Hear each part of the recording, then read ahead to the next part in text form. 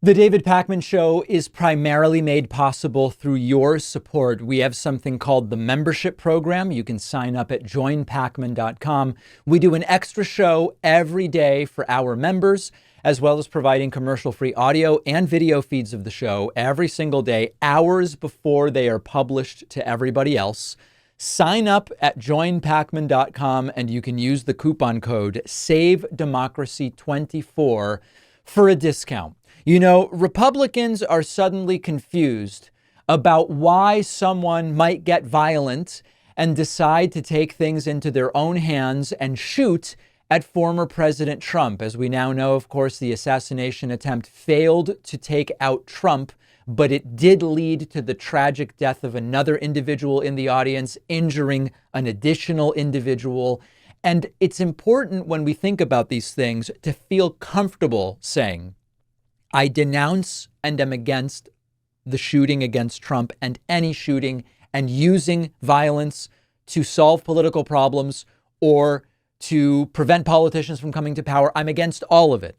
And also, we can't ignore the extraordinarily violent rhetoric that has become casual. It almost doesn't even raise eyebrows for many people anymore because it is constant. Just as a reminder from the last few I guess we would say few years, here are just a bunch of the little jokes from Trump about becoming violent and roughing people up at rallies and the entire thing. I'd like to punch him in the face, I'll tell you. I don't know if I'll do the fighting myself or if other people will. The third group, I'll be a little more violent. If you see somebody getting ready to throw a tomato, knock the crap out of them, would you? Seriously.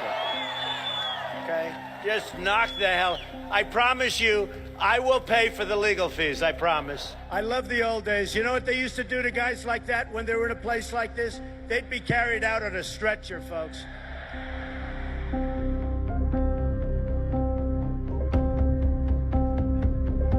Okay, and then now visually reminding us this little video that Trump said that the Second Amendment people maybe could do something about Hillary Clinton.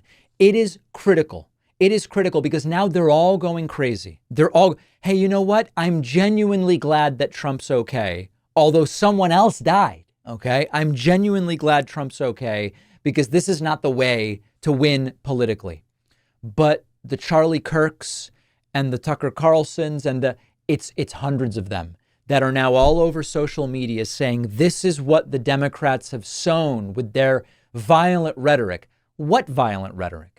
What violent rhetoric? And for every anecdotal thing you can find by searching Twitter archives for some isolated thing from someone on the left, the right has not only carried out the rhetoric of constant alluding to violence, but they've also carried out a whole bunch of violence, including the January 6th riots, of course, near the top of that list, and so many of these other events. The pipe bomber, we could go on and on and on with the list. So it is a sort of complicated and delicate time because how do you respond given that this now is, it appears to be intra-right-wing violence. Republicans and MAGA and Trump talking about violence as a legitimate political tool, and then a registered pro-gun Republican going out and doing violence against Trump. We don't yet know the motive specifically as of the time of this shooting. It's Republican on Republican violence.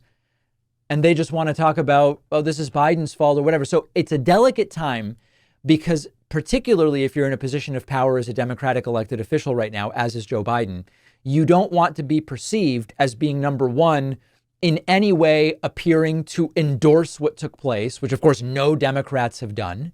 And also you need to strike the right tone because there is a campaign going on, but we are coming together as Americans against violence. And so the tone is sort of difficult to strike. I think Biden did a pretty good job of it, making 3 public statements, one on the day that this happened, and then 2 more statements yesterday, Sunday, one from the Oval Office, one I think from the Roosevelt Room or some other part of the White House. He is making it clear this is not the way we do politics. He is doing everything he can to get Donald Trump as much protection as is possible. This is not the way to win elections. He has suspended campaign ads and the entire thing. There is a practical question here as to what does happen to the campaign. And there are wide-ranging opinions about how this impacts the campaign. And that's what I want to talk about next. Well, with the arrival of the warmer weather, many of us are heading outdoors more and more and really trying to get that summer fitness going. If you're looking for just a simple, science-based, straightforward workout program with real results, check out Alpha Progression. Alpha Progression stands out for its remarkable value, user-friendly design, total customization based on individual needs.